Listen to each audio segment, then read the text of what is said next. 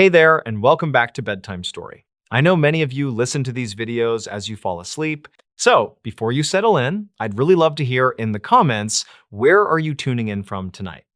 Behind what looks like an ordinary event lies a terrifying truth that was never meant to be heard. And tonight, I'm going to tell it to you.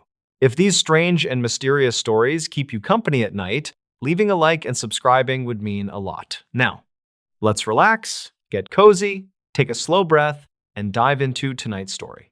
The news stories never cross the creek at this mountain gap. Deep inside. Hey there, and welcome back to Bedtime Story. I know many of you listen to these videos as you fall asleep, so before you settle in, I'd really love to hear in the comments, where are you tuning in from tonight? Behind what looks like an ordinary event lies a terrifying truth that was never meant to be heard. And tonight, I'm going to tell it to you. If these strange and mysterious stories keep you company at night, leaving a like and subscribing would mean a lot. Now, let's relax, get cozy, take a slow breath, and dive into tonight's story. Inside the remote Appalachian Mountains of western North Carolina, there is a totally isolated, heavily wooded valley known to locals as Miller's Gap. Running directly through the absolute lowest point of this valley is a wide, slow-moving body of water called Blackwood Creek. To any tourist or out-of-town hiker, this specific section of the creek looks like an absolute paradise. The water flows over a massive, perfectly flat slab of smooth white limestone, making the creek look like a pristine, crystal-clear wading pool. The water is literally only about 8 inches deep all the way across, and during the peak of the summer, you will constantly see off-road vehicles driving right through the water to get to the hiking trails on the other side. But the local search and rescue dive teams absolutely refuse to go anywhere near this specific crossing. Between the years of 1994 and 2012, over 11 people seemingly vanished right into thin air while trying to cross this exact ankle-deep section of the creek. For decades, the locals spread these wild rumors about flash floods washing people away or rogue animal attacks dragging hikers into the deep woods. But the physical evidence hidden inside the state police dispatch logs told a completely different story. The reality of what was actually happening at the bottom of Miller's Gap was completely grounded in natural geology, and honestly, it is so much more terrifying than any urban legend. The terrifying truth about this beautiful mountain crossing didn't officially become public record until the middle of August in 2016. It was a perfectly clear, blisteringly hot Tuesday afternoon when a state forestry worker was driving his truck down the steep gravel switchbacks toward the gap. When he finally reached the bottom of the valley and pulled up to the limestone crossing, he saw a heavy-duty silver SUV parked dead in the exact center of the creek. The water was barely touching the bottom of the rubber tires, but as the worker got closer, he noticed something was incredibly wrong. All 4 doors of the heavy vehicle were left completely wide open. The engine was still quietly idling, and the radio was playing loudly through the speakers. But there was absolutely nobody inside the car, and there was nobody standing on either side of the riverbank. The forestry worker put his heavy waterproof boots on, waded out into the shallow water, and looked inside the cabin. The keys were still in the ignition. There were 2 half-eaten sandwiches sitting right on the center console, and 4 open bottles of soda that were still visibly sweating condensation in the cup holders. In the back seat, there were 2 small backpacks and a pair of children's shoes. It literally looked like a family of 4 had parked their car in the middle of the creek to cool off, stepped out into the ankle-deep water, and then simply evaporated into thin air. The worker immediately ran back to his truck and called the local sheriff's department on his emergency radio. Within 2 hours, the local sheriff had locked down the entire valley and set up a massive mobile command center right on the gravel riverbank. They brought in 30 armed deputies, an elite tracking dog unit, and a state police helicopter equipped with thermal imaging cameras. The detectives initially assumed the family had just wandered off into the dense woods to explore and gotten horribly lost. But as the afternoon dragged on, the physical evidence at the scene completely contradicted that theory.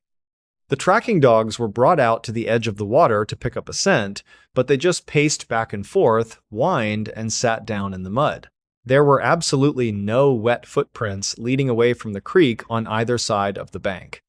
The helicopter flew low over the massive canopy for 3 hours and didn't pick up a single heat signature for 10 miles in any direction. The detectives were totally baffled. You physically cannot drown 4 people in 8 inches of slow-moving water without leaving behind a massive violent struggle. And if they were abducted, whoever took them would have had to drag 4 unwilling people out of a running car, through the water, and into the woods without leaving a single footprint or dropping a single piece of evidence. The lead investigator was standing on the riverbank staring at the empty, running SUV in the middle of the creek when one of the forensic technicians suddenly yelled out. He pointed to the top of the windshield on the silver SUV.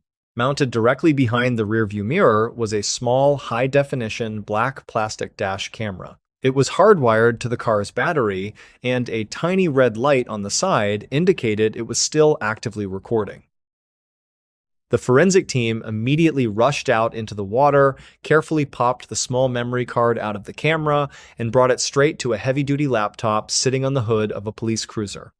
Several detectives crowded around the glowing screen as the technician pulled up the most recent video file. The footage started exactly 1 hour before the forestry worker found the car. It showed the family driving slowly down the gravel mountain road, talking happily about setting up camp. The heavy SUV slowly rolled right into the shallow, crystal-clear water of Blackwood Creek and put the car in park. The audio captured the father telling the kids they could step out for just a minute to cool their feet off. The front-facing camera showed the mother and the 2 children walking around the front bumper of the car, laughing and splashing in the incredibly shallow, perfectly calm water. Then the father walked out in front of the lens to join them. But suddenly, the father accidentally dropped his expensive sunglasses into the water. The camera recorded him bending over to fish them out of the ankle-deep creek. But when his hand touched the limestone riverbed, something absolutely defying all logic happened. The father didn't stand back up. Instead, his entire arm, followed immediately by his shoulder and his head, was violently sucked straight down into the solid white rock. Within 2 seconds, his entire body disappeared completely under the 8-inch surface of the water, leaving absolutely no splash and no ripples. The camera captured the mother screaming in absolute terror and diving into the shallow water to grab him. But the exact second her knees hit the limestone floor, she was also violently yanked straight down into the rock and vanished. The 2 children ran over to help their parents, and one by one, the footage showed them being pulled completely underwater into a creek that was barely deep enough to cover a pair of boots. The group of detectives staring at that laptop screen on the hood of the police cruiser were absolutely speechless. The lead investigator actually had the forensic technician rewind the dashcam footage 4 separate times because his brain literally could not process what he was looking at. It looked like a terrible special effect in a movie. You physically cannot fall through solid rock, but the video clearly showed 4 human beings being violently sucked straight down into a riverbed that was completely visible and only 8 inches deep. Realizing this was no longer a standard missing persons case, the sheriff immediately got on his radio and called in the state's elite subterranean dive and rescue team. Within 3 hours, a massive convoy of heavy-duty utility trucks rolled into the valley. The dive team didn't treat this like a normal drowning. They geared up in heavy, reinforced dry suits, bolted heavy lead weights to their belts, and anchored thick steel tether lines directly to the heavy metal bumpers of their trucks. The lead diver slowly waded out into the shallow, crystal-clear water, walking exactly in the tire tracks of the silver SUV. When he got to the exact spot right in front of the vehicle's bumper, he didn't step forward. Instead, he took a heavy, solid steel probing rod and gently tapped the white limestone floor. It hit solid rock. He moved it 2 inches to the right and tapped again. Solid rock. But when he moved the heavy steel rod just 6 inches forward to the exact spot where the father had reached for his sunglasses, the heavy iron pole was instantly and violently ripped straight out of his thick neoprene gloves. It shot straight down through the crystal clear water and completely vanished. There was absolutely no splash. The surface of the creek remained perfectly flat and perfectly calm. As it turned out, the terrifying reality of Miller's Gap was a perfect, deadly geological trap. The State Geological Survey team brought in heavy sonar equipment and mapped the ground directly beneath the creek, and what they found was absolutely horrifying. That beautiful, perfectly flat slab of white limestone that everyone loved to drive and walk across was essentially just a fragile, razor-thin roof.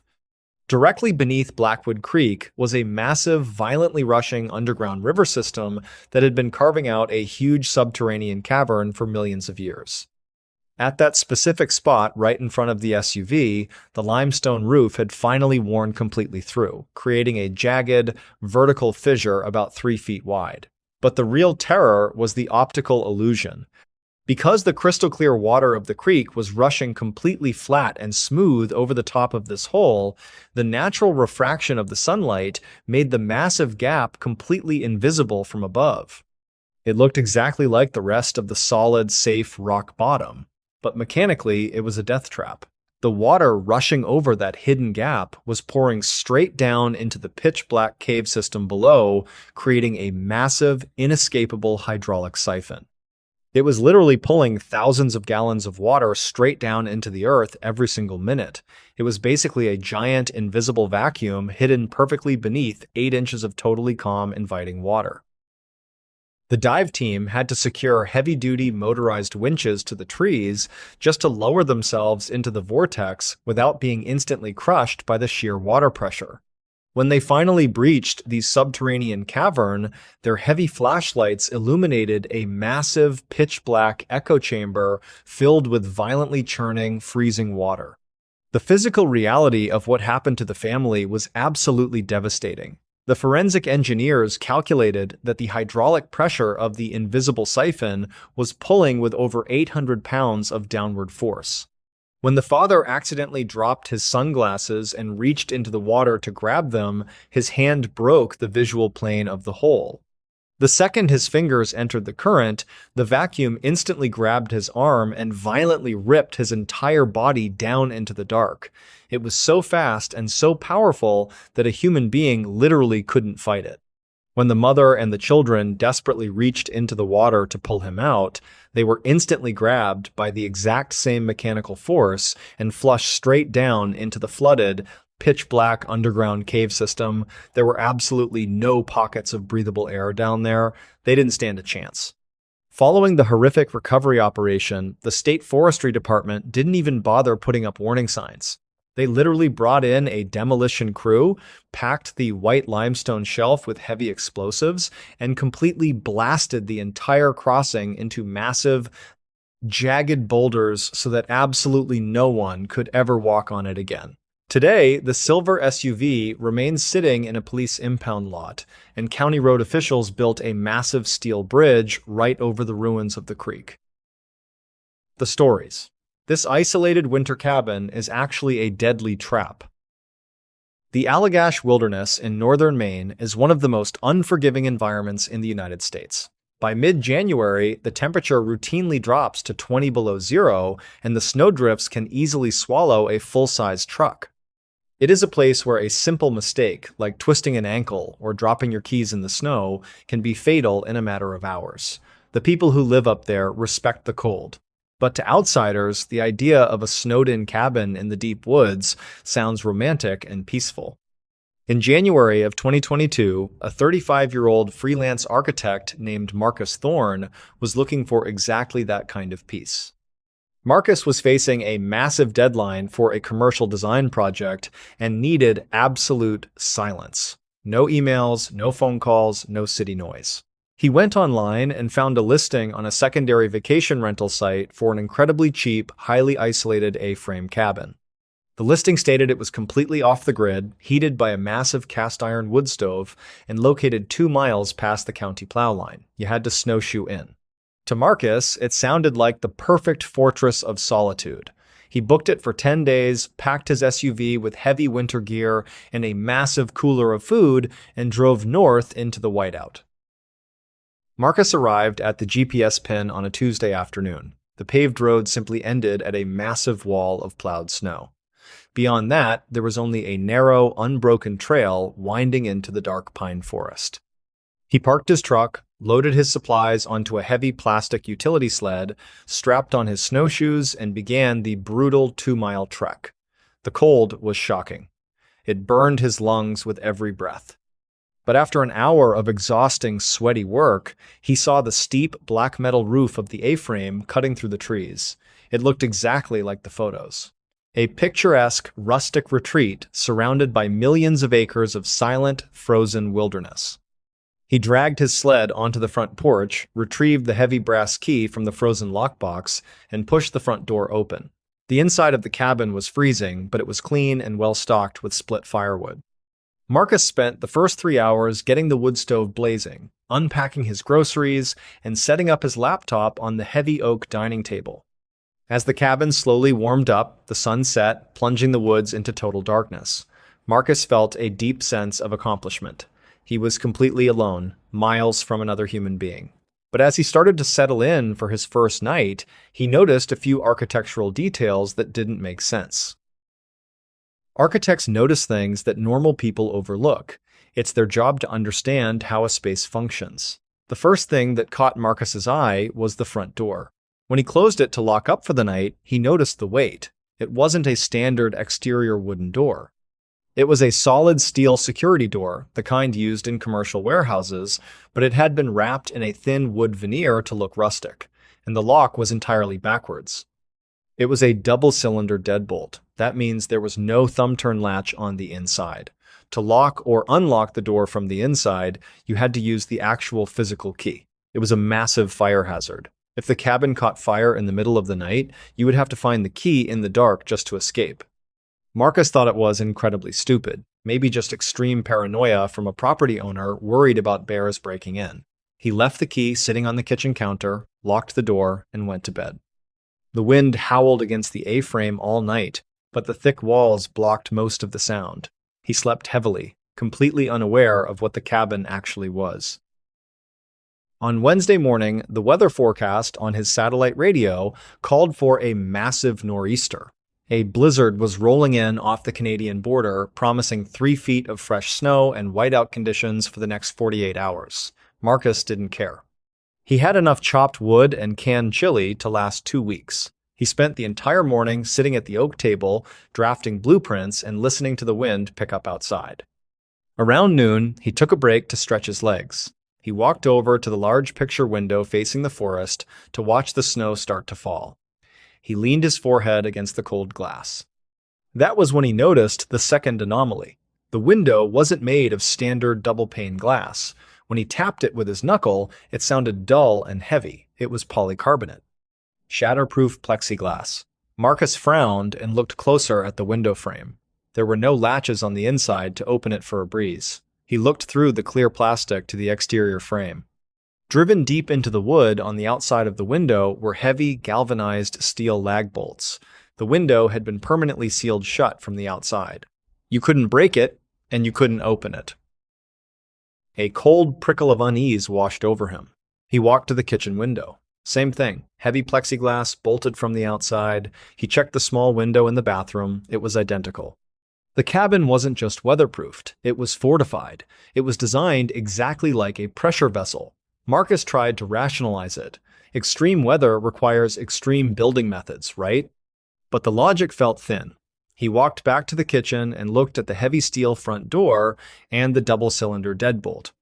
He realized that if someone had the key on the outside and locked that door, the person on the inside would be trapped in a shatterproof, steel-reinforced box.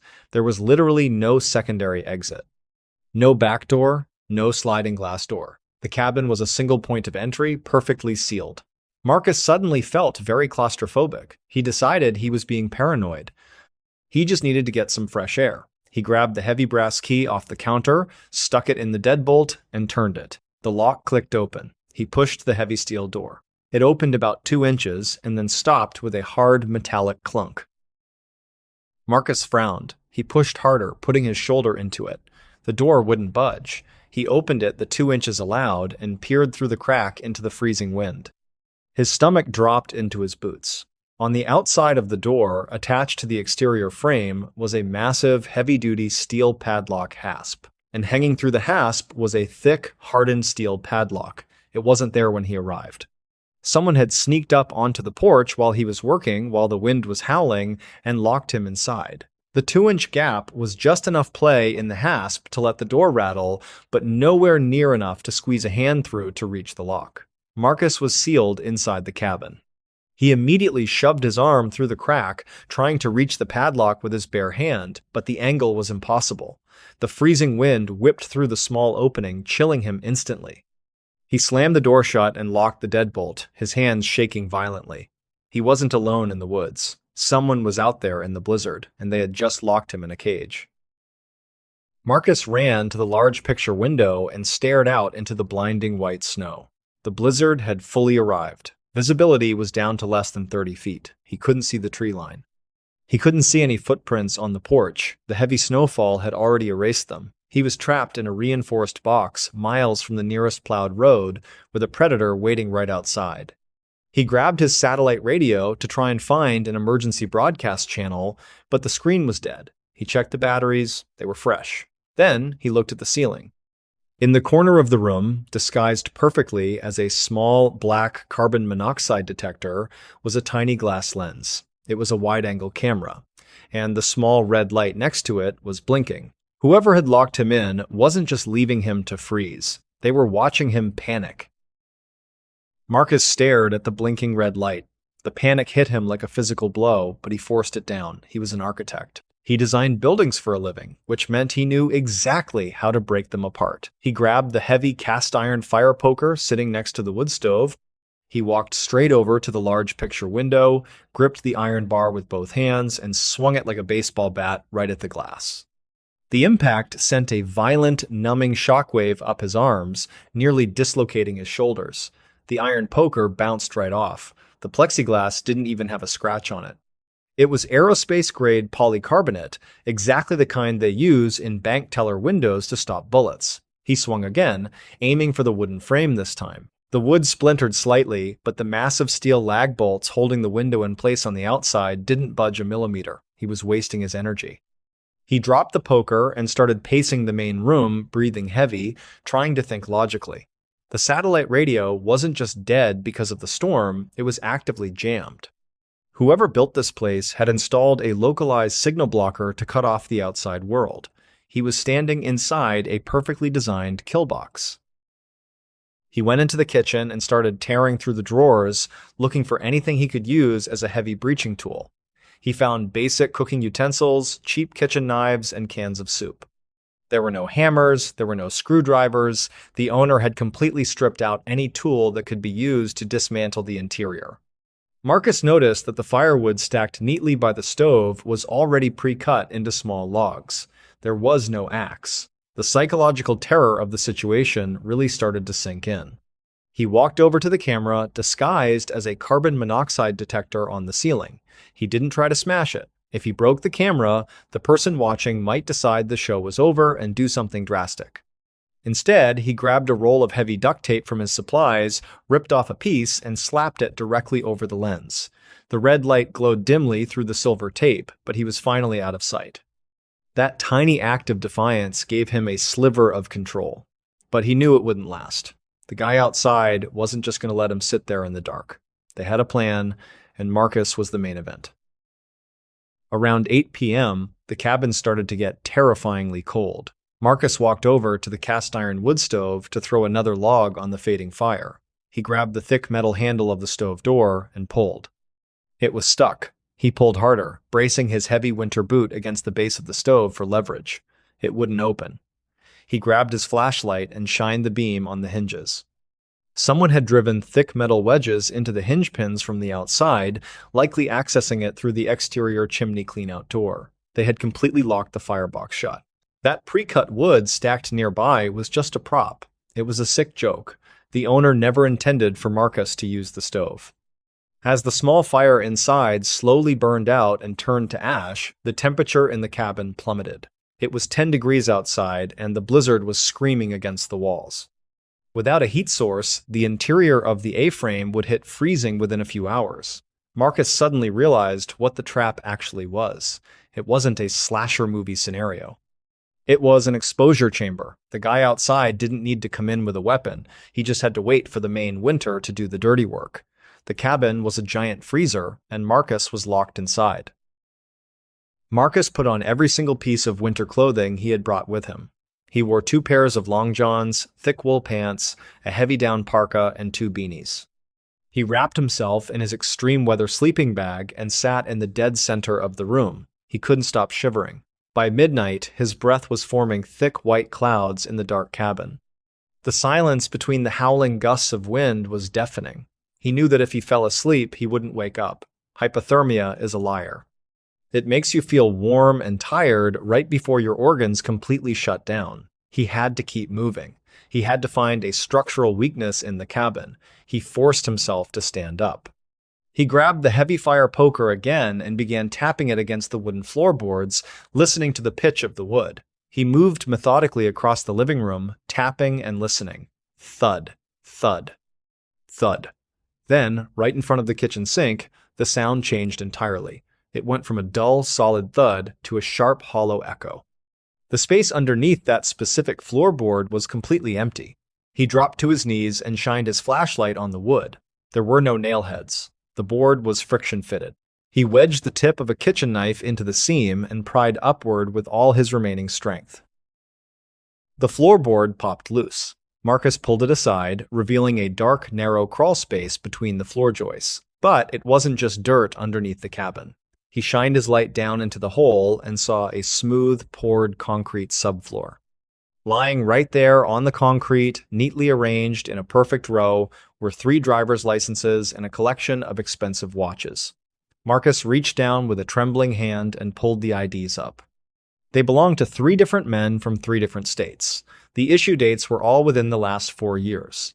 This wasn't the first time the cabin had been rented out to a solo traveler looking for a quiet retreat. The builder was collecting trophies, and Marcus was sitting directly above a graveyard. The realization sent a massive spike of pure adrenaline through his freezing body. He wasn't going to freeze to death in a box for an audience. He looked at the floor joists. They were thick, heavy timber. But architects know that a floor is only as strong as its weakest connection point. He traced the joist to where it met the exterior wall. There was a small gap where the builder had gotten lazy with the insulation. It wasn't big enough for a man to fit through, but it was a structural vulnerability, and a vulnerability could be exploited. Marcus needed a wedge. He needed something incredibly strong that could force the wooden framing apart. He looked around the freezing cabin and locked eyes on the heavy oak dining table. It was a massive piece of furniture built from solid wood. He flipped the table upside down onto the floor. Without tools, he couldn't unscrew the legs. So he started kicking. He used the heavy rubber heel of his winter boot and stomped violently on the thick wooden table leg right at the joint. After 10 agonizing minutes of kicking, the wood finally splintered, and the heavy oak leg snapped off. He had his wedge. He dragged the heavy piece of wood over to the hole in the floor. He shoved the tapered end of the table leg into the small gap between the floor joist and the exterior wall plate. Then he grabbed the cast iron fire poker. He used it like a sledgehammer, swinging it down onto the flat end of the table leg, driving the oak wedge deep into the seam. He swung with absolutely everything he had, screaming with every single strike to force the cold air out of his lungs. The cabin groaned loudly. The heavy timber began to creak and splinter under the immense concentrated pressure. Marcus was literally trying to tear the house apart from the inside out. Marcus swung the heavy iron fire poker again and again. His hands were bleeding through his thick winter gloves, the skin tearing from the massive friction and vibration of striking the solid oak. He didn't stop. He couldn't stop. Every time the iron hit the flat end of the table leg, the oak wedge drove a fraction of an inch deeper into the seam between the floor joist and the exterior wall. The cabin groaned like a dying animal. The heavy lag bolts holding the outer siding began to squeal under the immense pressure. Marcus was using the basic principles of leverage and structural failure to combat a reinforced cage. With one final screaming swing, he brought the poker down with everything he had left. A massive, deafening crack echoed through the freezing room. The exterior wall plates split straight down the middle. The heavy timber sheared away, taking a large section of the exterior plywood and cedar siding with it. A blast of sub-zero wind and blinding white snow instantly exploded into the crawl space, hitting Marcus right in the face. He had done it. He had breached the kill box. He didn't waste a single second. Marcus shoved his heavy winter sleeping bag through the jagged hole first, then he squeezed his shoulders into the freezing gap. The splintered wood tore through his heavy parka, scraping his ribs, but he pushed through the pain. He tumbled out of the crawl space and landed face first in a 3-foot snowdrift underneath the cabin's elevated deck. The blizzard was absolute chaos. Visibility was 0. The wind was screaming so loudly it sounded like a jet engine. Marcus grabbed his sleeping bag, wrapping it tightly around his torso, and crawled out from under the deck. As he stood up in the waist-deep snow, he looked toward the front porch. Barely visible through the whiteout, standing completely still about 20 feet away, was a man. The guy was wearing a heavy white camouflage hunting suit and a thick neoprene face mask. He was holding a high-powered hunting rifle, and he was staring directly at the heavy steel front door. He was just waiting for Marcus to eventually break down and start pounding on the metal, begging to be let out. The storm was so loud, and the man was so focused on the door, that he had no idea Marcus had just ripped a hole in the back of the cabin. Marcus didn't yell. He didn't try to fight. He just turned his back on the cabin and stepped into the blinding storm. He used his deep footprints from yesterday as a rough guide, letting the natural slope of the terrain steer him toward the main access road. It was the hardest physical challenge of his life. He was wading through chest-high snowdrifts, completely blind, his core temperature dropping to critical levels. The only thing keeping him alive was pure, unadulterated terror. He knew that if the man on the porch checked the camera feed or walked around the back of the cabin, the hunt would begin. Marcus hiked for 5 agonizing hours. His legs felt like lead blocks. He was hallucinating from the cold, seeing phantom lights in the trees. Just as his body completely gave out and he collapsed into the snow, a massive, vibrating rumble shook the ground beneath him. It was a county snowplow running the early morning graveyard shift to clear the main road. The driver saw a bright orange patch of Marcus's sleeping bag sticking out of a snowbank. He slammed on the brakes, dragged Marcus into the heated cab, and immediately radioed for a medical evac. When Marcus woke up in the regional hospital 2 days later, his fingers and toes were severely frostbitten, but he was alive. State troopers and a heavily armed tactical unit had already gone up the mountain to raid the A-frame, but they were too late. When they breached the heavy steel door, the cabin was completely empty. The hidden camera was gone, the heavy padlock on the front door was gone, but the hole Marcus had smashed through the floorboards was still there. The police excavated the poured concrete subfloor under the cabin. They didn't just find the IDs Marcus had seen. They found a sophisticated, soundproofed basement vault that wasn't on any county blueprint. Inside the vault were the frozen remains of 3 men. They had all been reported missing over the last 4 years after taking solo winter camping trips. The owner of the cabin had never intended to provide a peaceful vacation rental. He was running a highly organized hunting blind for humans. He used the extreme Maine winters to do the actual killing, locking his victims in a freezing, shatterproof box and simply watching them slowly freeze to death on a hidden camera. The property had been purchased through a dummy corporation using stolen identities. The police hit a dead end. They never found the man in the white camouflage. The booking website took down the listing, classifying it as a tragic fraud case. But Marcus Thorne knows the truth. He moved back to the city and refuses to travel anywhere north of the snow line. He lives in a high-rise apartment with massive, easily openable glass windows and standard wooden doors. But the psychological trauma of that cabin never left him. Every time the winter wind howls against his building, he remembers the terrifying clunk of that heavy padlock locking him inside. He remembers the thick, unbreakable plexiglass. And he knows that somewhere out there in the deep, isolated woods, the man in the white camouflage is just building a stronger box. A box with thicker walls, better cameras, and absolutely no weak points in the floor. just waiting for the next person looking for a little peace and quiet off the grid. 3 campers whose last moments were found on tape. The discovery began with a discrepancy in the landscape that shouldn't have been there. It was late October of 2021, and Elias Thorne, a 62-year-old cattle rancher in southern Utah, was riding his fence line after a season of historic monsoons. The desert floor was usually a palette of muted browns and dusty reds, but something bright orange caught his eye nearly a quarter-mile off his property boundary. It wasn't on the ground. It was suspended 12 feet in the air, tangled violently in the branches of a twisted cottonwood tree that grew near a dry wash. Elias rode his horse closer, assuming it was a piece of industrial trash blown over from the highway construction miles away. When he got beneath the tree, he realized it was a high-end hiking backpack. The straps were shredded, and the fabric was caked in dried mud that had turned as hard as concrete. It took him nearly 20 minutes to cut it down using his pocket knife. The bag was heavy, wet, and smelled of stagnant river water, despite the nearest river being 40 miles south. Elias didn't open it. He recognized the Osprey logo and the serious nature of the gear. He tied it to his saddle and rode straight to the county sheriff's outpost, driven by a gut feeling that he was holding evidence of a tragedy. Inside that backpack, deputies found a wallet belonging to 22-year-old Mark Henderson. Mark, along with his 2 childhood friends, David Ross and Chloe Miller, had been the subject of a massive multi-state search and rescue operation that had gone cold 3 weeks prior. The trio had planned a last hurrah road trip across the American Southwest before starting their final year of university. They were not amateurs. Mark was a geology major who understood the terrain. David was a marathon runner with elite endurance. Chloe was a meticulous planner who had mapped out every fuel stop and trailhead on a spreadsheet shared with her parents. They had done everything right. They carried satellite beacons, extra water, and topographic maps.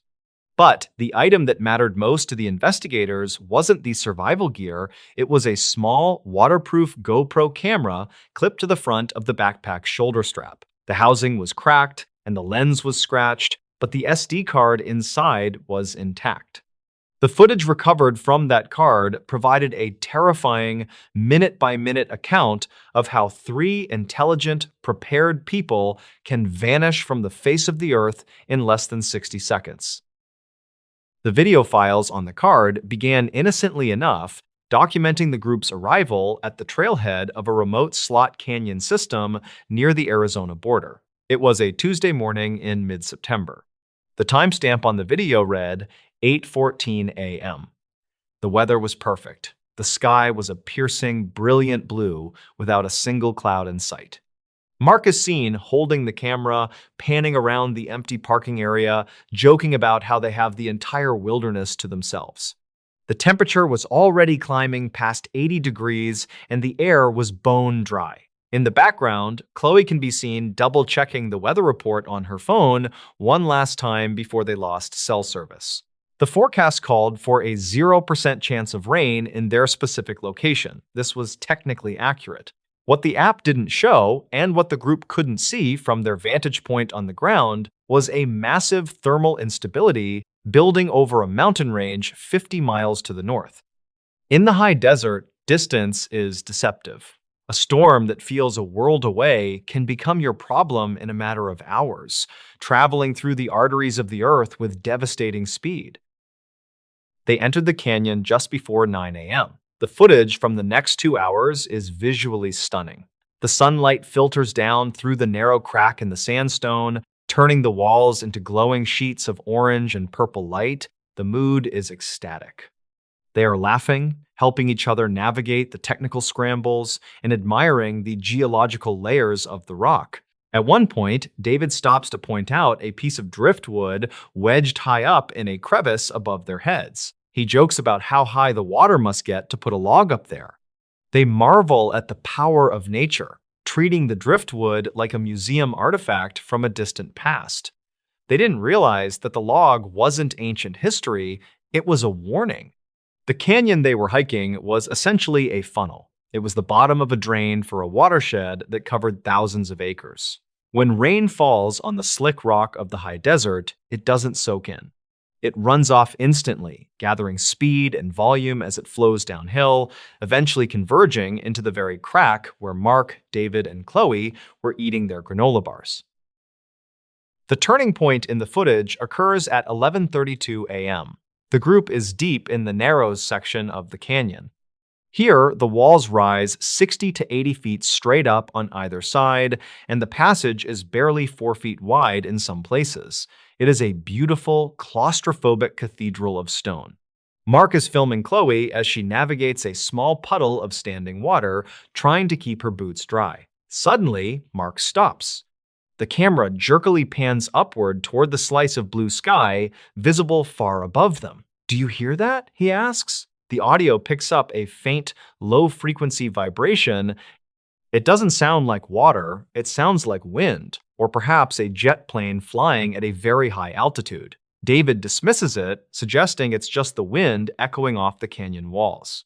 They continue walking for another 30 seconds, but the sound doesn't fade. It grows. It deepens into a mechanical, grinding roar that seems to be coming from the earth itself. The realization happens in real time, and watching it is agonizing. Chloe stops dead in her tracks. She looks at Mark, her face draining of color. "That's not wind," she says. The camera captures the vibration, intensifying until the lens itself seems to shake. The sound is now deafening, a freight train barreling down a tunnel. Mark screams, "Climb! Get up! Now!" But there is nowhere to go. The walls in this section are polished, smooth by thousands of years of flash floods. They are vertical glass. David tries to scramble up a small friction slope, his boots slipping on the sandstone. Mark shoves Chloe toward a small ledge about 4 feet off the ground, barely wide enough for one person. The panic is absolute. There is no buildup. There is no trickle of water to warn them. In a flash flood of this magnitude, the leading edge of the water is a wall of debris, a slurry of mud, boulders, and shattered trees acting as a battering ram. The camera captures the arrival of the flood. It explodes around the bend of the canyon like a brown monster. It isn't water, it is liquid violence. The wave is 10 feet high and moving at 30 miles per hour. The sound on the video clips out, turning into static distortion because the microphone cannot handle the decibel level of the impact. The footage becomes a chaotic blur of brown and gray. We see David look back one last time, his expression one of total disbelief before the wall of sludge hits him. He vanishes instantly, swallowed by the churn. Mark is knocked backward. The camera spins wildly, capturing flashes of the canyon rim, then the water, then the sky. We hear the sickening crunch of bodies hitting rock. Then the lens goes submerged. The audio shifts from the roar of the train to the muffled, grinding clatter of underwater turbulence. It sounds like rocks in a blender. For the next 4 minutes, the GoPro records nothing but darkness and the occasional flash of light as it tumbles downstream. It is being pulverized by rocks and debris. Miraculously, the housing holds. Eventually, the camera snagged on the branch of the cottonwood tree where Elias would find it weeks later. The lens ended up facing outward, documenting the aftermath. The water level in the canyon rose 20 feet in less than 10 minutes. The terrifying roar continued for an hour, a relentless force of nature scrubbing the canyon clean of anything living. Then, as quickly as it started, the water began to recede. The final hour of the battery life shows the water level dropping, leaving behind a thick layer of mud and silence. The blue sky above remained perfectly clear. To a satellite looking down, the desert looked peaceful. Down in the crack, 3 lives had been erased. The recovery of the bodies took 6 days. David was found 5 miles downstream, buried under a pile of timber. Chloe was found 8 miles away. Mark was the furthest. His body had been carried nearly 12 miles into the open desert basin. The medical examiner determined that all 3 died instantly from blunt force trauma before they ever had a chance to drown. The footage from Mark's camera was never released to the public, sealed by the request of the families. However, a transcript of the audio was made available to search and rescue teams. The most haunting part of the file isn't the scream or the crash, it's the conversation 5 minutes before the end. David is heard joking about the heat, saying, "I'd kill for a swim right now." It is a reminder of the cruel irony of the desert. The landscape is indifferent to human life. It doesn't care if you are prepared, it doesn't care if you are young, it just is. And in the slot canyons of Utah, the sky you see isn't the sky that kills you.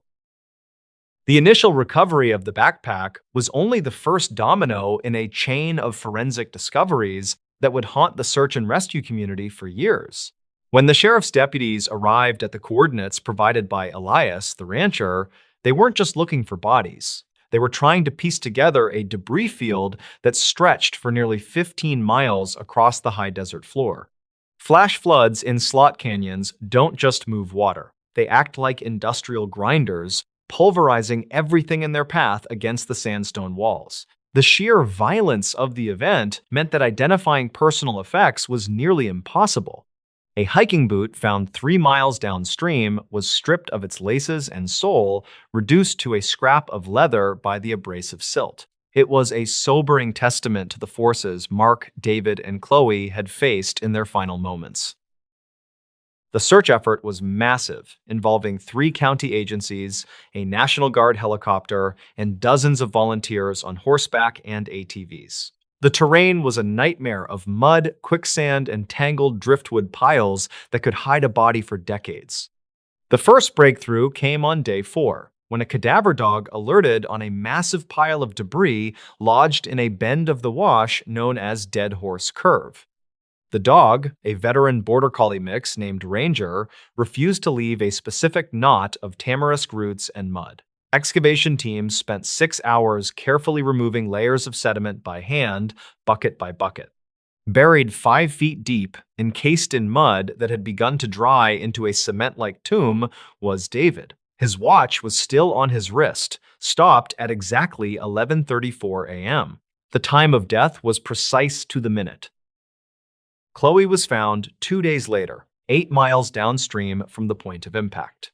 She had been thrown clear of the main channel during the peak of the flood and deposited on a high shelf of rock that was now 10 feet above the receding waterline.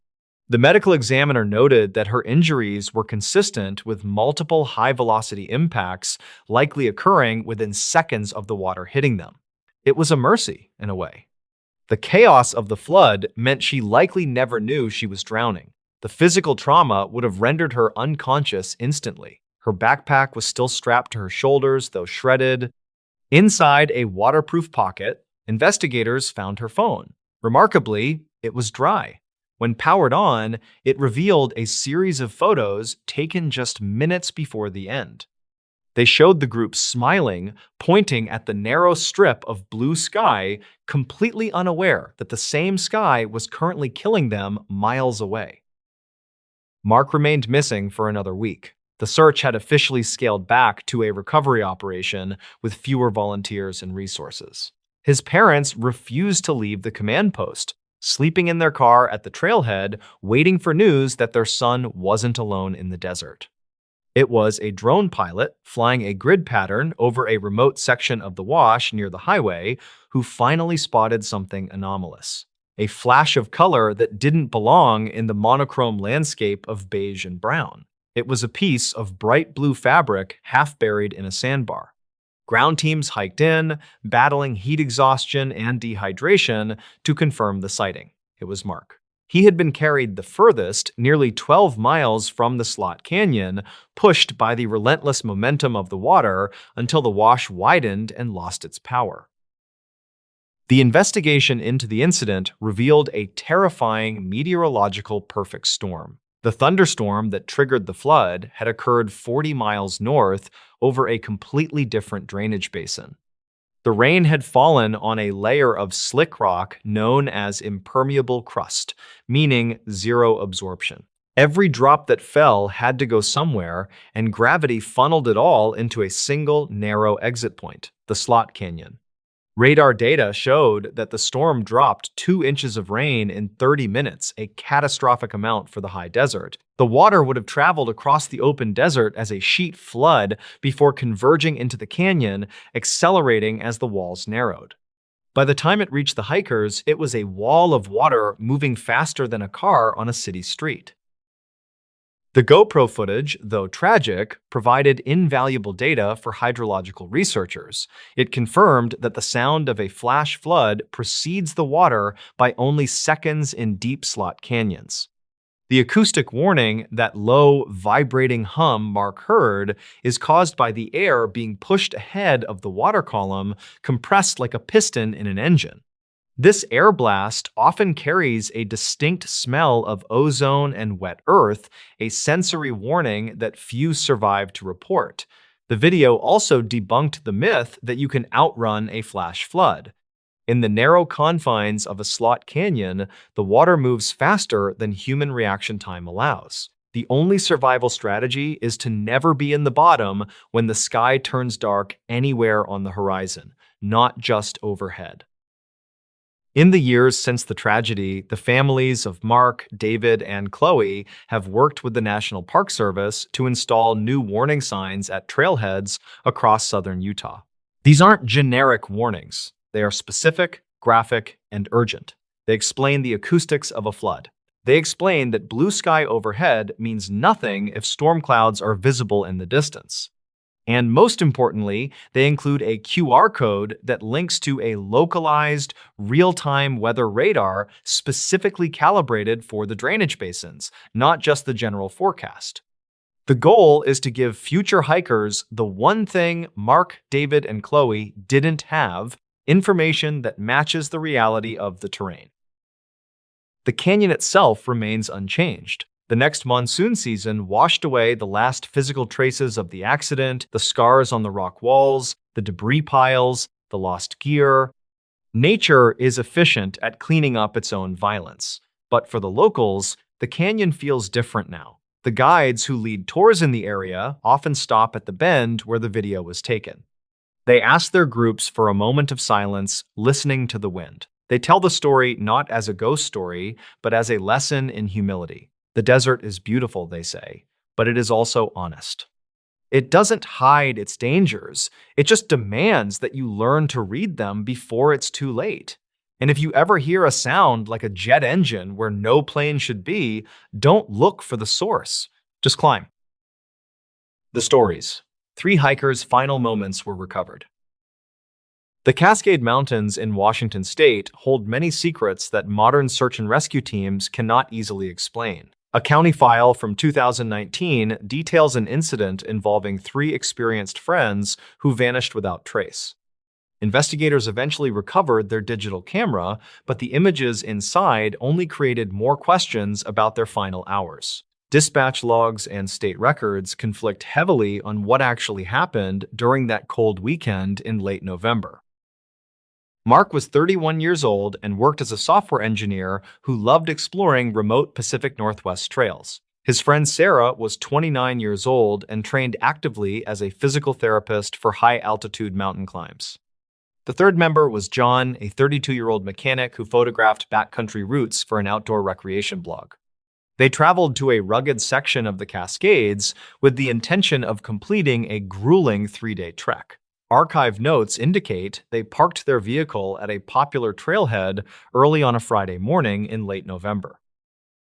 Some locals claimed the weather forecast warned of a severe winter storm approaching the region by early Saturday afternoon. However, state records show the official warnings were not broadcast until several hours after the hikers had actually departed.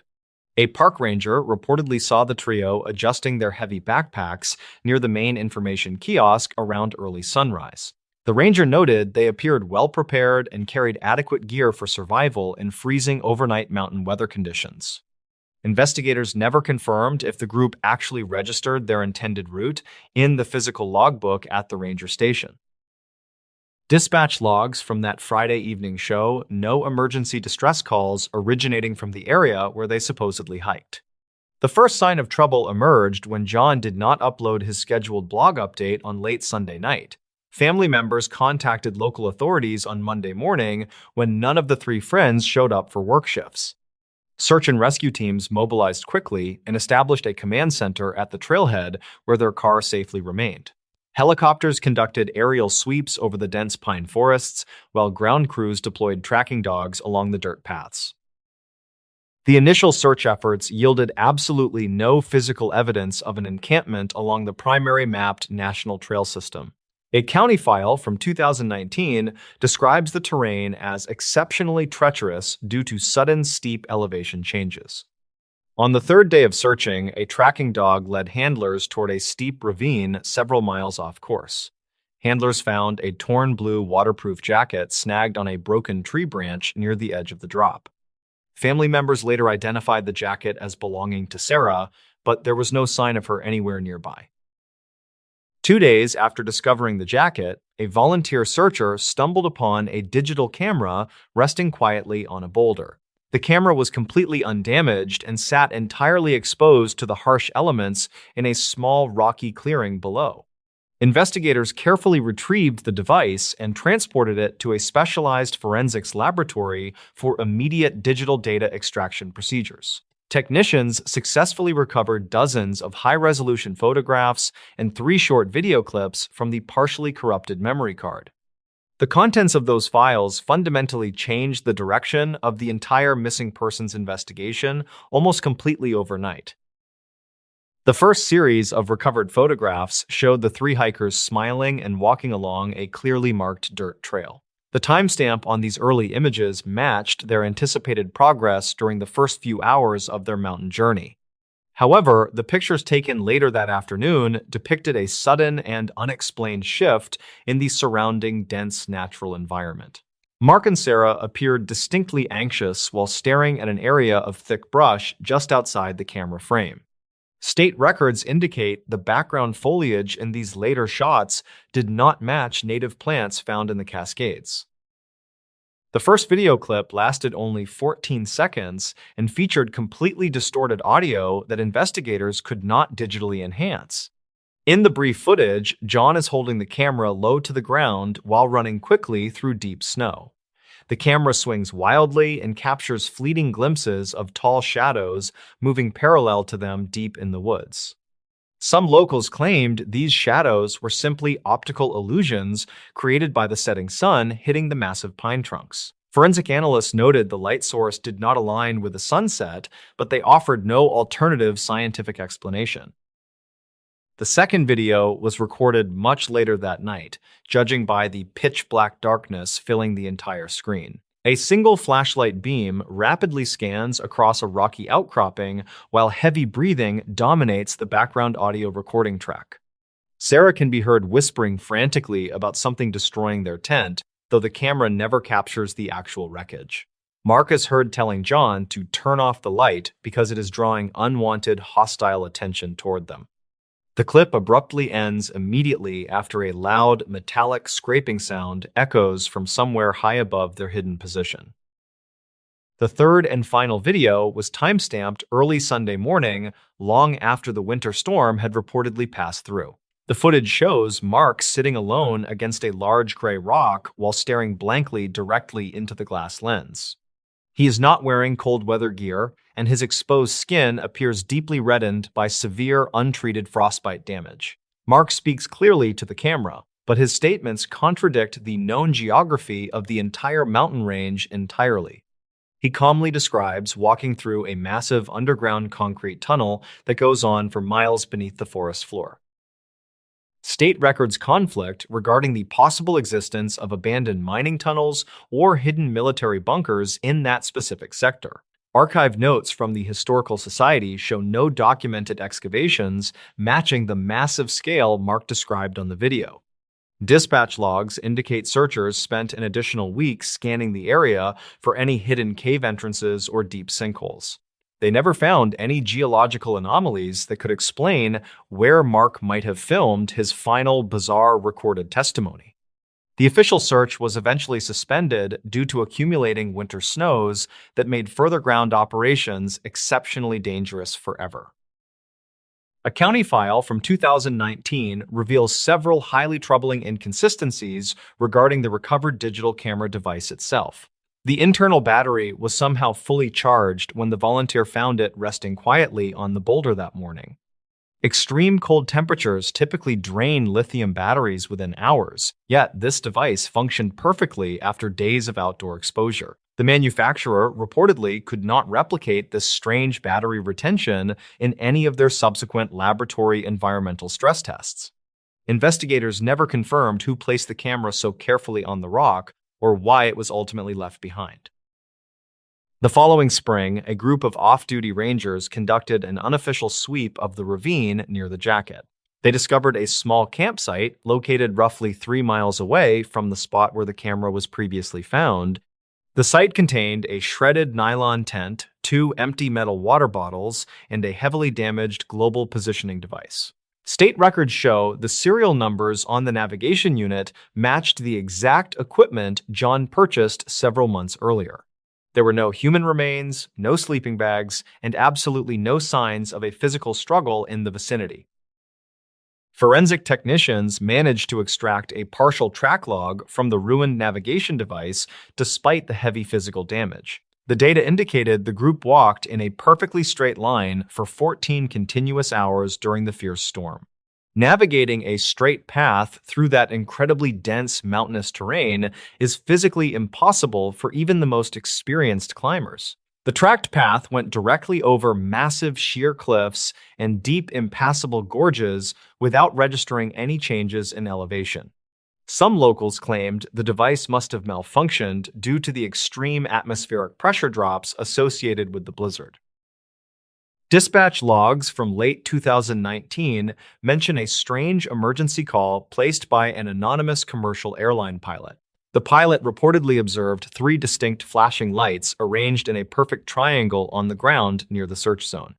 He noted the lights blinked in a synchronized mathematical pattern that seemed entirely deliberate rather than a random occurrence. Investigators attempted to triangulate the exact coordinates of these lights using the raw radar data provided by aviation authorities. The resulting location mapped directly to the supposedly non-existent concrete tunnel area Mark calmly described in his final video. Authorities dispatched a specialized tactical unit to survey those specific coordinates using advanced thermal imaging technology from a helicopter. The thermal cameras detected an unusually massive heat signature radiating from deep beneath the solid bedrock of the mountain. However, a county file from 2019 states the heat source disappeared completely before ground crews could arrive. Geologists consulted on the case suggested an unmapped thermal vent might have temporarily released pressurized hot gases that evening. They could not explain how a natural geological vent would produce synchronized flashing lights visible from high-altitude airspace. Sarah's jacket remained the only personal item recovered during the initial massive dragnet operation launched by the local police. Archived notes reveal that laboratory analysis of the torn fabric found trace amounts of a highly unusual chemical compound. The synthetic substance was commonly utilized in industrial aerospace manufacturing and had absolutely no logical reason to be outside. Investigators never confirmed how this rare industrial chemical transferred on to a standard waterproof hiking garment in the remote wilderness. Her physical therapist colleagues noted she had zero connection to any aviation industries or manufacturing plants in her life.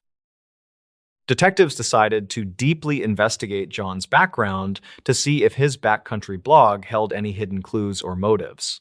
They found a series of unpublished draft posts detailing his obsession with strange magnetic anomalies in the Cascade region.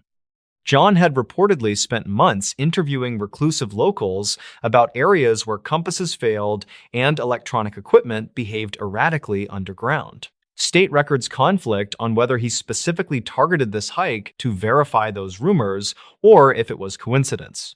His final written entry simply stated he had finally obtained exact coordinates for the true source of the magnetic disturbances. Mark's career as a software engineer also attracted scrutiny when his employer reported unauthorized access to encrypted company servers. Someone used his personal login credentials to download massive topographical datasets late on the Sunday night they were missing. Dispatch logs confirmed the group was already lost in the woods without any internet access when the download occurred. Cyber investigators traced the digital intrusion to an internet protocol address originating from a secure federal facility out east. Government officials denied any involvement and suggested the digital logs were cleverly spoofed by sophisticated hackers masking their tracks. Some locals claimed the hikers stumbled onto a clandestine government testing site hidden deeply within the treacherous mountain terrain. This theory supposedly explains the weird industrial chemicals, the straight tracking paths, and the mysterious server access logs perfectly. However, a county file from 2019 explicitly categorizes their disappearance as a tragic weather-related wilderness accident.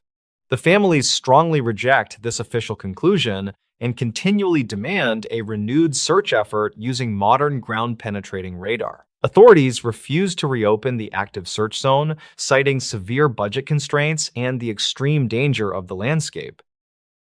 Detectives eventually interviewed a retired forestry worker who patrolled that specific sector during the late 1970s and 80s. He provided archive notes detailing bizarre geological surveys conducted by unknown private contractors during a particularly harsh winter season. The contractors reportedly brought massive earth-moving equipment up the mountain roads under the cover of intense nighttime blizzards. State records show no logging permits or mining claims approved for that designated wilderness zone during that entire decade. The retired worker claimed the contractors built a fortified concrete entrance into the side of a steep rock cliff face. Investigators never confirmed the existence of this alleged structure, as the worker could not pinpoint its exact map coordinates. Dispatch logs from 2011 reveal a completely different group of hikers reported hearing heavy machinery operating underground.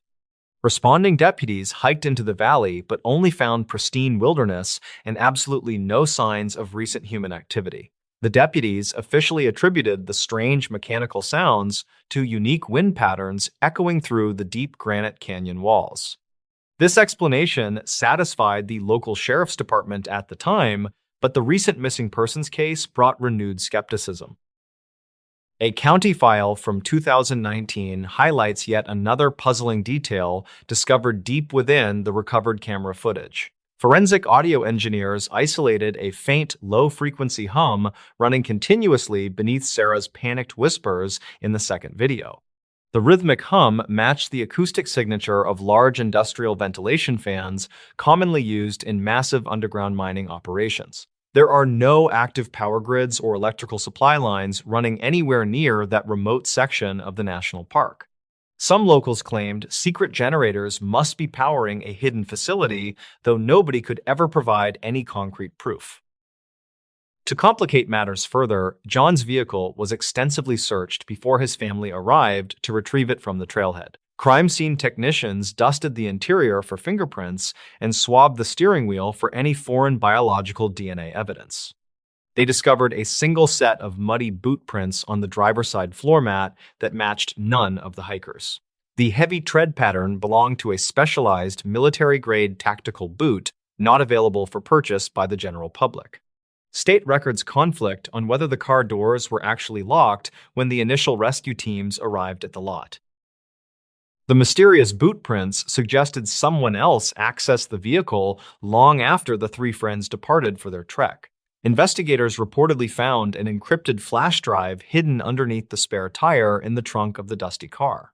Federal agents confiscated the drive almost immediately, citing a jurisdictional overlap regarding potential unauthorized access to classified topographical maps. Local detectives were completely locked out of the digital forensics process and never learned what files the drive contained. Archived notes from the lead detective express intense frustration with the sudden lack of cooperation from federal law enforcement agencies. Years later, an anonymous whistleblower leaked a heavily redacted incident report referencing the specific mountain range and the hikers. The document vaguely outlined a containment protocol initiated during the exact same weekend the severe winter storm hit the area.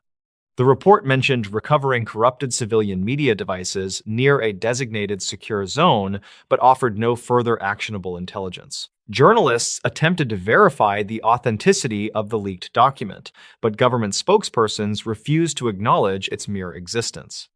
The families of Mark, Sarah, and John felt validated by the leak, believing it proved a massive institutional cover-up.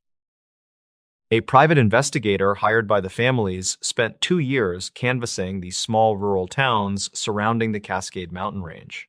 He discovered that several local residents reported seeing unmarked black utility vans driving down old logging roads that weekend. Dispatch logs from the neighboring county verified that citizens called to complain about reckless drivers speeding through residential areas. The license plates on the vans were completely blank, making it impossible for local police to track their true origins. The private investigator concluded that a private security firm was likely conducting covert operations in the woods during the blizzard. Despite all the circumstantial clues, there is still zero physical proof explaining how 3 fit adults vanished without a trace. The dense forests of the Pacific Northwest remain a vast, unforgiving landscape capable of hiding massive secrets for many decades. Mark, Sarah, and John sought adventure in nature, but they encountered an anomaly that utterly defied all rational, logical explanation. A county file from 2019 closes with a simple, haunting statement noting the active investigation is indefinitely suspended. Their final moments are permanently preserved in digital amber, offering glimpses of a terrifying reality nobody can fully understand yet. The digital camera remains safely locked inside an evidence room at the state police headquarters to this very day. Investigators occasionally review the unsettling video files, hoping modern enhancement software might eventually reveal a new piece of information. Mark's bizarre recorded testimony about walking through endless concrete tunnels continues to baffle every psychological expert consulted on the matter. They cannot agree if he was suffering from hypothermia or accurately describing a strange physical structure hidden from public view. Ultimately, the final moments of these 3 experienced hikers remain shrouded in layers of conflicting data and unanswered questions. The chilling video of Mark sitting against the rock continues to circulate among various underground investigative networks and forums online. Viewers endlessly debate these subtle background noises, hoping to decipher a hidden message within the metallic scraping sounds he recorded. Some locals claimed you can still hear those same mechanical noises echoing through the mountain valleys on cold winter nights. Authorities strongly advise hikers to stay strictly on clearly marked paths and avoid venturing into uncharted territories off the grid. The true fate of the missing trio remains one of the darkest unsolved mysteries in the history of the region.